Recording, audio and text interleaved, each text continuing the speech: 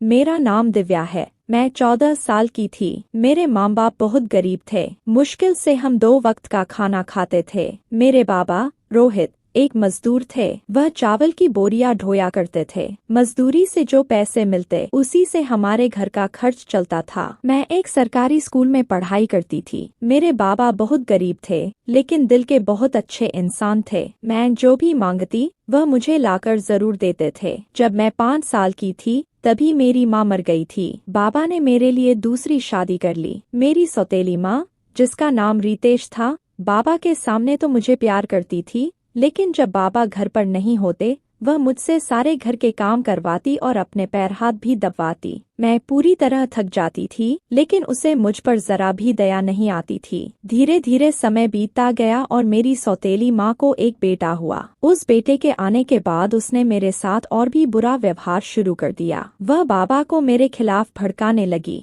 मेरे बाबा भी पूरी तरह बदल गए और रितेश की बात मानने लगे। जब मैं स्कूल जाने की कोशिश करती तो रितेश साफ मना कर देती कि तुम स्कूल नहीं जाओगी। स्कूल गई तो घर के सारे काम कौन करेगा। उसने मेरा स्कूल जाना भी बंद करवा दिया। अब मैं दिन भर घर में रहती और अपने छोटे छोटे नन्हे हाथों से घर के सारे काम करने लगी। मुझे ठीक से बर्तन धोना भी नहीं आता था। अगर बर्तन में कहीं गंदगी रह जाती तो वह मुझ पर हाथ उठा देती और सारे बर्तन फिर से धुलवाती। मेरी आंखों से आंसू बहने लगते। मैं आसमान की ओर देखकर अपनी माँ को पुकारती, लेकिन मेरी माँ मेरी आवाज शायद नहीं सुनती थी। मैं अपनी माँ से बात करना चाहती थी लेकिन मेरी आवाज उनकी तक नहीं पहुँचती थी। धीरे धीरे समय बीतता गया और मैं 14 साल की हो गई। एक दिन मेरी सौतेली माँ बाबा से कहने लगी, अब दिव्या की शादी कर दो। यह अब बड़ी हो गई है। तुम दिन के 200-300 कमाते हो। मेरे और मेरे बेटे रितेश के खर्चे उठाओगे या अपनी बेटी का?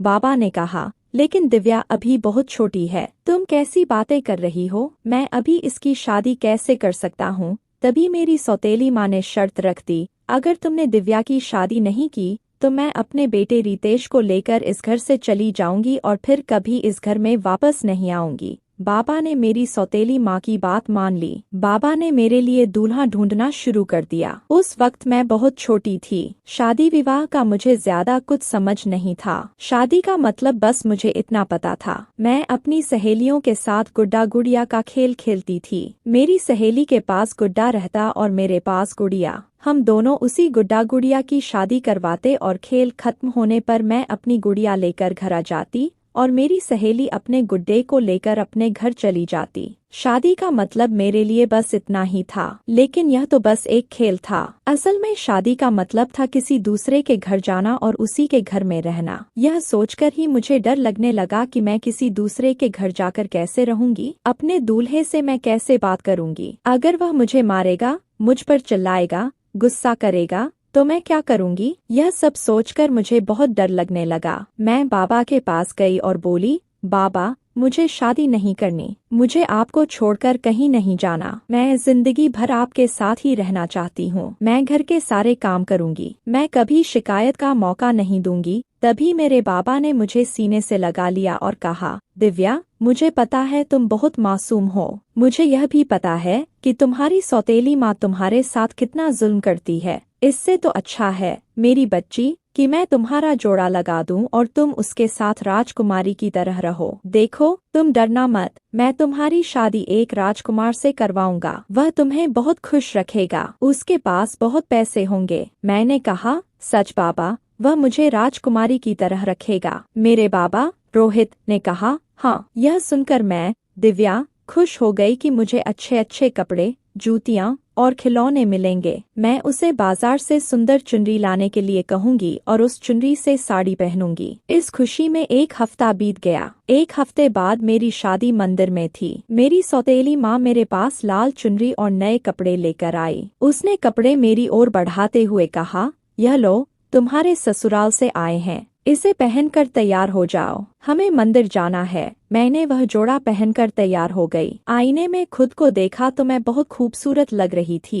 थोड़ी देर बाद मेरी सौतेली माँ और मेरे बाबा रोहित मेरे पास आए और हम मंदिर के लिए निकल गए। रिक्शे में बैठकर हम मंदिर पहुँचे। मंदिर में सब कुछ सजा हुआ था। मंडप में दूल्हा बैठा था, जिसके सिर पर सेहरा था। मैंने दूल्हे का चेहरा नहीं देखा था। मेरी शादी हो गई। शादी के बाद जब दूल्हे का सेहरा हटा तो उसकी बड़ी बड़ी मूंछें थीं। उसने अपने कड़क हाथों से मुझे पकड़ा, अपनी गाड़ी में बिठाया और अपने घर ले आया। घर पर मेरी सास थी और मेरा एक देवर रितेश था। रितेश को देखकर मैं खुश हो गई क्योंकि वह मेरी ही उम्र का था। मैंने सोचा, चलो मेरे साथ खेलने के लिए कोई तो है। मुझे लगा था कि मैं इस अंकल के साथ कैसे रहूंगी। खैर, मेरी सास मुझे एक कमरे में ले गई और बिठा दिया। वह कमरा फूलों से सजा हुआ था। उस सजे हुए कमरे को देखकर मैं बहुत खुश हुई। मैं उन फूलों को समेटने लगी और उनकी खुशबू महसूस करने लगी। तभी अचानक दरवाजा खुला। सामने मेरा दूल्हा था। मैंने फटाफट फूल छोड़ दिए और जहाँ सास ने मुझे बिठाया था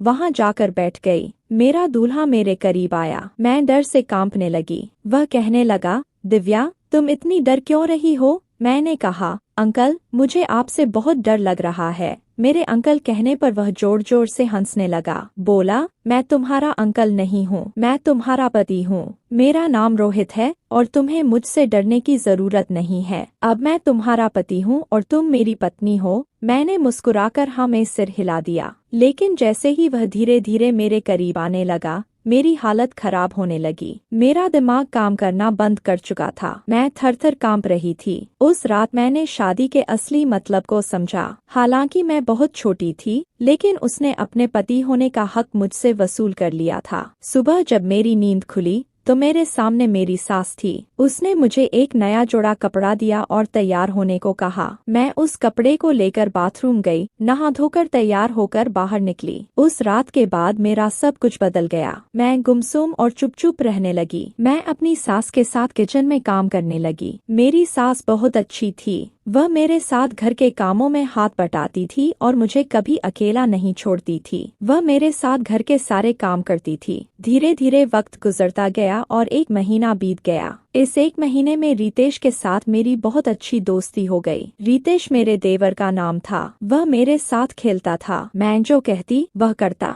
वह पढ़ने के लिए स्कूल भी जाता था। मुझे भी पढ़ने का बहुत शौक था। यह बात मैंने अपने देवर को बताई तो रितेश ने मेरे पति से बात की। मेरा पति रोहित भी बहुत अच्छा इंसान था। उसने मेरे और रितेश के साथ स्कूल में मेरा दाखिला करवा दिया। मैं और रितेश अब साथ में स्कूल जाने लगे और पढ़ाई करने लगे। जब मेरी सौतेली माँ को यह सब पता चला तो उन्हें यह बर्दाश्त नहीं हुआ। वह मेरे ससुराल आई और मेरे पति और सास को भड़काने लगी। कहने लगी, बहुएं घर में ही अच्छी लगती हैं। यह सब आप लोग क्या कर रहे हैं? गांव वाले क्या सोचेंगे? दिव्या को पढ़ाने की क्या जरूरत थी? तभी मेरे पति ने कहा, दिव्या पढ़ना चाहती है तो हमें कोई ऐतराज नहीं। मेरी सास भी बोली, हाँ, गांव वालों का क्या है, वे कुछ दिन बातें करेंगे फिर सब चुप हो जाएंगे। दिव्या हमारी बहू नहीं, बेटी है। दिव्या का कोई शौक हो तो हम उसका शौक जरूर पूरा करेंगे। मेरी सौतेली माँ यह सुनकर अपना मुंह बनाने लगी और अपनी झूठी मुस्कुराहट के साथ हमें हाँ मिलाने लगी। मैं अपने बाबा के चेहरे को देख रही थी। बाबा उनके जवाब सुनकर सुकून में थे। उन्हें पूरा यकीन हो गया था कि मैंने अपनी बेटी की शादी सही जगह की है।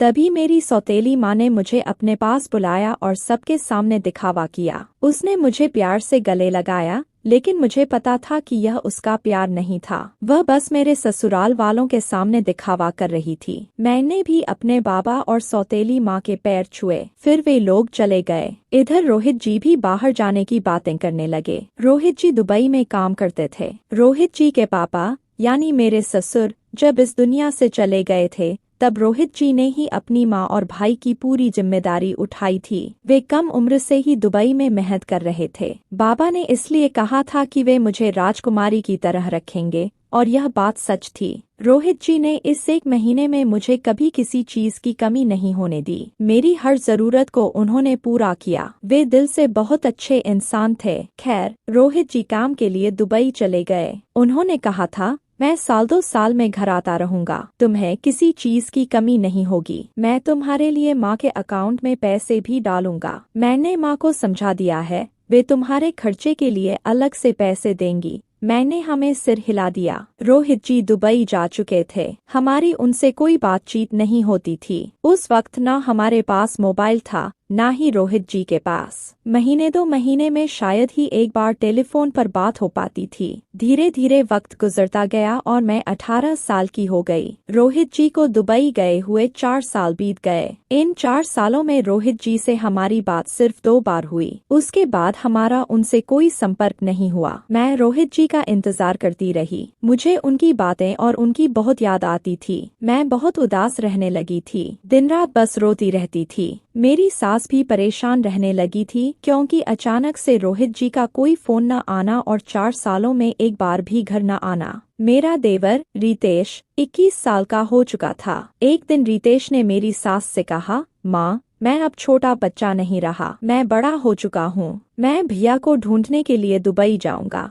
लेकिन मेरी सास ने रितेश को साफ मना कर दिया। उन्हें डर था कि कहीं रितेश भी रोहित की तरह दुबई जाकर वहीं न रह जाए। रितेश ने कहा, हम ऐसे ही बैठे रहेंगे क्या? मेरी सास ने उसे चुप करा दिया। एक दिन मैं घर के कामों में लगी थी। जब मैं सास के कमरे के पास से गुजर रही थी तभी मैंने उन्हें रितेश से बात करते सुना। मेरी सास कह रही थी, रितेश, मुझे लगता है कि रोहित अब इस दुनिया में नहीं है। तभी तो वह न पैसे भेज रहा है और न ही उसका कोई फोन आ रहा है। सोचो, अगर वह जिंदा होता तो क्या पैसे नहीं भेजता? इन 4 सालों में एक बार घर तो जरूर आता। अगर रोहित जिंदा होता तो क्या हमारे पास नहीं आता, हमारे लिए पैसे नहीं भेजता? रितेश सिर पकड़कर वहीं बैठ गया और बोला, लेकिन माँ, हम यह बात भाभी को कैसे समझाएंगे? उनकी बातें सुनकर मैं बेहद परेशान हो गई। मुझे यकीन नहीं हो रहा था कि रोहित जी इस दुनिया में नहीं है। मैं चीखने लगी, यह आप लोग कैसी बातें कर रहे हैं? ऐसा कुछ भी नहीं है। रोहित जी वापस आएंगे।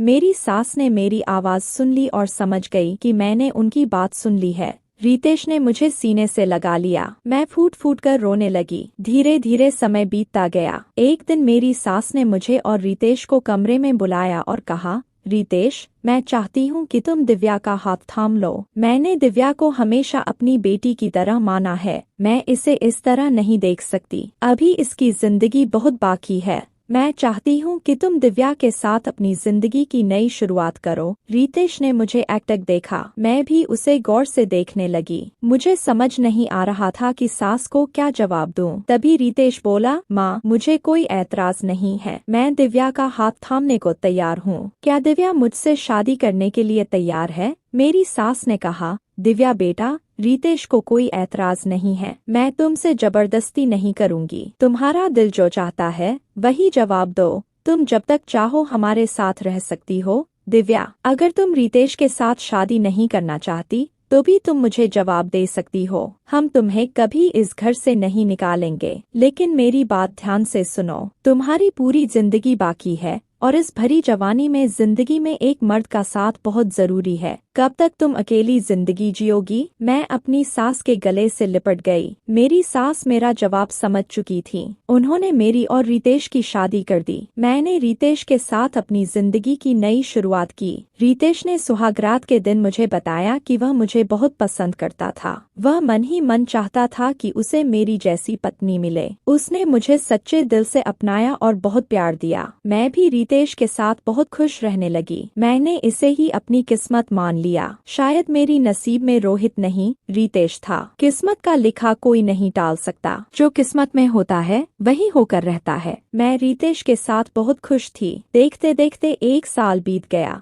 लेकिन मैं माँ नहीं बन पाई। मेरी सास ने मुझे तसल्ली दी। उन्होंने मुझे डॉक्टर को दिखाया और कुछ ही दिनों बाद मैं माँ बन गई। जब रितेश को यह खबर मिली तो वह बहुत खुश हुआ। वह मेरा बहुत ख्याल रखने लगा और पहले से भी ज्यादा प्यार करने लगा। रितेश पास में ही एक गैराज में काम करता था। वह बाहर जाकर पैसे कमाना चाहता था, लेकिन मेरी सास ने साफ मना कर दिया। उन्हें डर था कि अगर रितेश बाहर गया और वापस नहीं आया तो हमारा क्या होगा। इसलिए सास ने रितेश को कभी बाहर जाने की इजाजत नहीं दी। रितेश शाम को काम से लौटता तो मेरे लिए कुछ न कुछ जरूर लाता। देखते देखते 9 महीने बीत गए और मेरी एक खूबसूरत बेटी हुई। घर में मेरी सास, मैं और रितेश बहुत खुश थे। हम अपनी बेटी के लिए नाम सोच रहे थे कि तभी किसी ने जोर जोर से दरवाजा खटखटाया। मेरी सास बाहर गई। उनके जाते ही हमें जोर से चीखने की आवाज सुनाई दी। मैं और रितेश घबरा गए। जब हम बाहर निकले तो सामने का मंजर देखकर हैरान हो गए।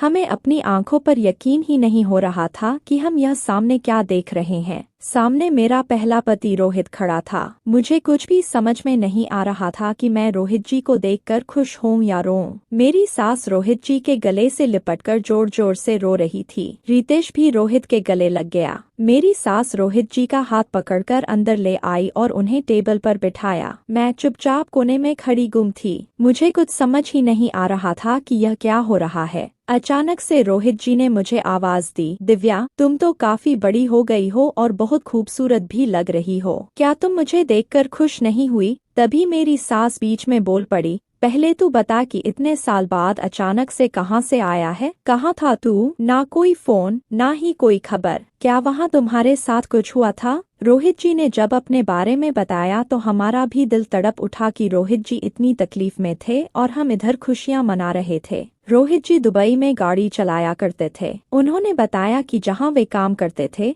वहाँ की मालकिन रोहित जी को बहुत पसंद करती थी और उन पर बहुत भरोसा भी करती थी। वहाँ जितने भी नौकर थे वे रोहित जी से बहुत चलते थे क्योंकि मालकिन रोहित जी को बहुत अहमियत देती थी। मालकिन की एक बेटी भी थी जो बहुत खूबसूरत थी। एक दिन मालकिन को किसी काम की वजह से घर से बाहर रुकना पड़ा। मालकिन ने रोहित जी को यह जिम्मा दिया कि वे उनकी बेटी का ध्यान रखें। रोहित जी ने बताया, मालकिन मुझ पर आंख बंद करके भरोसा करती थी, इसलिए मेरे भरोसे उन्होंने अपनी बेटी को छोड़ा था। लेकिन उस घर के एक नौकर जिसका नाम रवि था, उसकी नियत मालकिन की बेटी पर खराब थी। यह बात रोहित को नहीं पता थी। उस रात रवि मेरे पास आया और कहने लगा, रोहित, तुम बहुत थक गए हो, जाओ अपने क्वार्टर में आराम कर लो। मैं घर का सारा काम देख लूंगा और बेबी जी को भी किसी चीज की जरूरत होगी तो मैं उसे दे दूंगा। मैंने उसे कहा, नहीं, मुझे परेशान मत करो, मैं ठीक हूँ। मुझे आराम करना था तो मैंने सोचा यहीं सोफे पर लेट जाऊं। मालकिन ने मुझ पर भरोसा करके दिव्या जी की जिम्मेदारी सौंपी थी। लेकिन रितेश ने कहा, अरे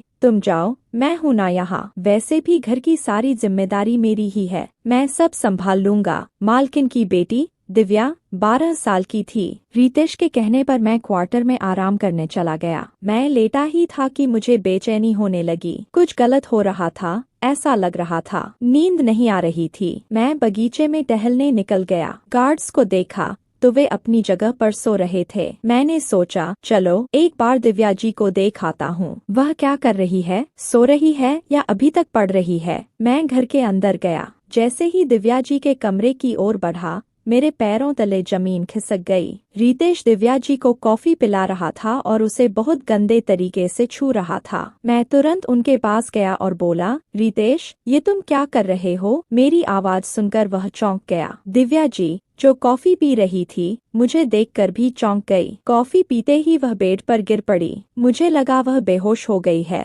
मैंने उसे उठाने की कोशिश की लेकिन वह होश में नहीं आ रही थी। मैंने रितेश की ओर देखा, वह मोबाइल में कुछ कर रहा था। मैंने पूछा, रितेश, तुमने कॉफी में क्या मिलाया कि दिव्या जी बेहोश हो गई? मैंने उससे बहस नहीं की और दिव्या जी को होश में लाने की कोशिश करने लगा, लेकिन वह नहीं जाग रही थी। मैंने कहा, अब मालकिन के आने के बाद ही बात होगी। मैं तुम्हारी हरकतें उन्हें जरूर बताऊंगा। मैं सुबह का इंतजार करने लगा। दिव्या जी अभी भी होश में नहीं थी। मैं बहुत परेशान था। पता नहीं कब मेरी आंख लग गई। अचानक मालकिन की चीख से मेरी नींद खुली। वे मेरा नाम रोहित चिल्ला रही थीं। मैंने बेड की ओर देखा, दिव्या जी वहाँ नहीं थी। मैं मालकिन के पास गया। उन्होंने मुझे एक वीडियो दिखाया और बोली, रोहित, तुमसे ऐसी उम्मीद नहीं थी। तुमने मेरी बेटी के साथ गलत करने की कोशिश की। अगर रितेश घर पर न होता तो तुम मेरी बेटी को बर्बाद कर देते। वह वीडियो देखकर मेरे पैरों तले जमीन खिसक गई। जो कुछ रितेश कर रहा था उसका इल्जाम मुझ पर लग गया था। दिव्या ने मुझ पर गुस्से से थप्पड़ मारा और चीखते हुए कहा,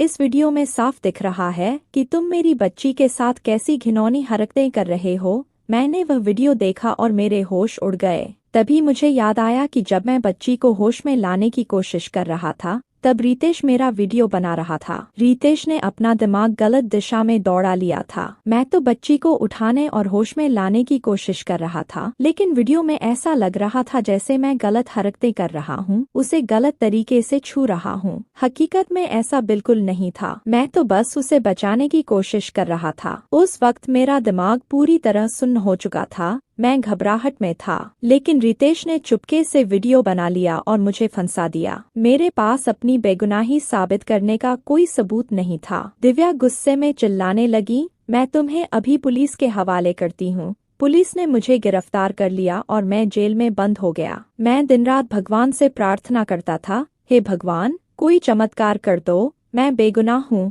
धीरे धीरे समय बीतता गया। शायद मेरी माँ की दुआओं का असर था कि एक दिन चमत्कार हो गया। इतने साल जेल में काटने के बाद अचानक दिव्या मुझसे मिलने आईं। उन्होंने मुझसे माफी मांगी और मुझे जेल से रिहा करवाया। उन्हें पूरी सच्चाई पता चल चुकी थी। मुझे नहीं पता कि उन्हें हकीकत कैसे पता चली, लेकिन मैं भगवान का शुक्रगुजार था। मैं बेहद खुश था। दिव्या ने मुझे कुछ पैसे दिए और मेरे लिए देश वापस जाने के सारे इंतजाम कर दिए। उन्होंने अपनी गलती के लिए मुझसे माफी मांगी, लेकिन सच तो ये है कि दिव्या की कोई गलती नहीं थी। असली गुनहगार रितेश था। उसने ऐसा वीडियो बनाकर दिव्या के सामने पेश किया था कि अगर मैं भी उनकी जगह होता तो शायद यकीन कर लेता। रितेश को उम्र कैद की सजा सुनाई गई। खैर, अब मैं इन बातों को याद नहीं करना चाहता। उन सब को भूलकर मैं बस इतना कहूँगा कि भगवान का शुक्र है, मैं जेल से आजाद हूँ। दिव्या, आओ मेरे पास बैठो। तभी मेरी सास ने कहा, बेटा, किस्मत ने तुम्हारे साथ बहुत बड़ा मजाक किया है। बेटा, मुझे माफ कर दो। इसमें दिव्या की कोई गलती नहीं है। मैं कसूरवार हूँ। मुझे लगा था कि तुम अब इस दुनिया में नहीं हो, इसलिए मैंने दिव्या की शादी रितेश से कर दी। यह सुनकर रोहित जी ने अपनी माँ को झिड़क दिया और उठकर खड़े हो गए। मैं भी डर गई। रोहित जी चीखने लगे, माँ, यह आप कैसी बातें कर रही हैं? आप लोग ऐसा कैसे कर सकते हैं? मैं जिंदा हूँ। मेरे जीते जी आप दिव्या की शादी कैसे कर सकती हैं? मेरी सास बोली, इसमें रजनी की कोई गलती नहीं है। बेटा, गलती मुझसे हुई है। रोहित जी रितेश की तरफ देखने लगे और बोले, रितेश, दिव्या तुम्हारी भाभी थी। तुम शादी करने के लिए तैयार कैसे हो सकते थे? रितेश सिर झुकाए खड़ा था। तभी अचानक मेरी बेटी रोने लगी। मैं दौड़कर अपनी बेटी के पास गई और उसे गोद में उठा लिया। पीछे से रोहित जी भी आए। जब उन्होंने मेरी गोद में मेरी बेटी को देखा तो समझ गए कि यह मेरी और रितेश की बेटी है। रोहित जी यह सब देखकर बर्दाश्त नहीं कर सके। वे अपने कमरे में चले गए और दरवाजा बंद कर लिया। मैं भी चुपचाप अपनी बेटी को लेकर बैठी रही। मेरी सास को भी समझ नहीं आ रहा था कि क्या करें। रितेश खामोश था। तभी अचानक रोहित जी कमरे से निकले और बोले, मैं दिव्या को अपनाने के लिए तैयार हूँ। मैं इस बच्ची के साथ दिव्या को अपनाने के लिए तैयार हूँ। रितेश, तुम दिव्या को छोड़ दो। रितेश ने मेरी तरफ देखा। मेरी आंखों में रितेश के लिए प्यार था। रोहित जी के लिए प्यार कब का खत्म हो चुका था। रितेश ने कहा, मुझे माफ कर दो भैया, मैं दिव्या को नहीं छोड़ सकता। तभी रोहित जी बोले, तुम्हें छोड़ना होगा रितेश, क्योंकि दिव्या अभी भी मेरी पत्नी है। मैंने उसे तलाक नहीं दिया। रितेश ने कहा, मैं वह सब नहीं जानता। मैं दिव्या से बहुत प्यार करता हूँ और मैं दिव्या के बगैर नहीं जी सकता। दिव्या भी मेरे बगैर नहीं जी सकती। रोहित जी बोले, लेकिन मैं भी दिव्या से बहुत प्यार करता हूँ और मैं दिव्या को नहीं छोड़ सकता। दिव्या मेरी पत्नी है। मुझे कुछ समझ नहीं आ रहा था कि मैं क्या करूं। बीच में मेरी सास ने कहा, न तुम दिव्या को छोड़ना चाहते हो, नहीं रितेश उसे छोड़ सकता है, क्योंकि रितेश और दिव्या की एक बेटी है। रितेश चाहकर भी दिव्या को नहीं छोड़ सकता। तुमने तो दिव्या के साथ बस 1 महीना बिताया था, लेकिन दिव्या और रितेश ने पूरे 5 साल साथ बिताए हैं। अब दिव्या का जो फैसला होगा वही सबको मानना पड़ेगा। मेरी सास ने मुझसे पूछा, लेकिन मेरे पास कोई जवाब नहीं था। मेरी गोद में मेरी बच्ची थी। मैंने अपनी बच्ची की तरफ देखा तो मुझे एहसास हुआ, अगर मैं रोहित जी के साथ रहूं तो मेरी बच्ची अपने बाप से अलग हो जाएगी और मैं अपनी बेटी को उसके बाप से अलग नहीं कर सकती। दूसरी तरफ रोहित जी मेरा पहला पति है, वह मुझे नहीं छोड़ सकता। मैंने कहा, मैं आप दोनों के साथ रहने के लिए तैयार हूँ। क्या आप दोनों मेरे साथ रहने के लिए तैयार हैं? दोनों भाइयों ने एक दूसरे को देखा और दोनों मुझे अपनाने के लिए राजी हो गए। इस तरह मैं रोहित जी की भी पत्नी रह गई और रितेश भी मेरा पति रह गया। मैं दोनों भाइयों की दुल्हन बन गई। रोहित जी को अपनाना मेरी मजबूरी थी। वह मुझे किसी भी हाल में नहीं छोड़ना चाहते थे। उनकी उम्र काफी हो चुकी थी। उनका साथ देना मेरा कर्तव्य था। मैं उन्हें कैसे छोड़ सकती थी, क्योंकि कहीं न कहीं मैंने उनके साथ धोखा किया था। मुझे उनका इंतजार करना चाहिए था, लेकिन मैंने नहीं किया। मेरी सास खुद को गुनहगार मानने लगी, जबकि उस बेचारी का कोई कसूर नहीं था। उसने तो मेरी जिंदगी संवारने के लिए मेरी शादी रितेश के साथ कर दी। मेरी सास को बहुत दुख हुआ कि वह अपने बड़े बेटे की अमानत को संभालकर नहीं रख सकी। मेरी सास इस दुनिया से चली गई। दूसरी तरफ रितेश को मेरे रोहित जी के साथ वक्त गुजारना बिल्कुल पसंद नहीं था, लेकिन वह भी मजबूर था। रोहित जी नशा करने लगे। धीरे धीरे वक्त गुजरता गया। मेरी बेटी पूरे 1 साल की हो गई। इधर रोहित जी की तबीयत खराब रहने लगी। नशे की वजह से उनकी हालत बहुत खराब हो गई। मैंने सच्चे दिल से अपनी पत्नी होने का कर्तव्य निभाया। मैंने रितेश को कह दिया कि मेरी पूरी जिंदगी आपकी है, बस मुझे थोड़ा वक्त दो। मैं रोहित जी का दिल से ख्याल रखना चाहती हूँ। डॉक्टर ने बता दिया था कि रोहित जी की जिंदगी अब कुछ ही दिनों की है। इस दौरान रितेश ने भी मेरा पूरा साथ दिया। रितेश ने अपने भाई का बहुत ध्यान रखा, लेकिन एक दिन रोहित जी भी हमारे बीच से चले गए। दोस्तों, उम्मीद है आपको हमारी कहानी पसंद आई होगी। अगर कहानी अच्छी लगी हो तो वीडियो को लाइक करें।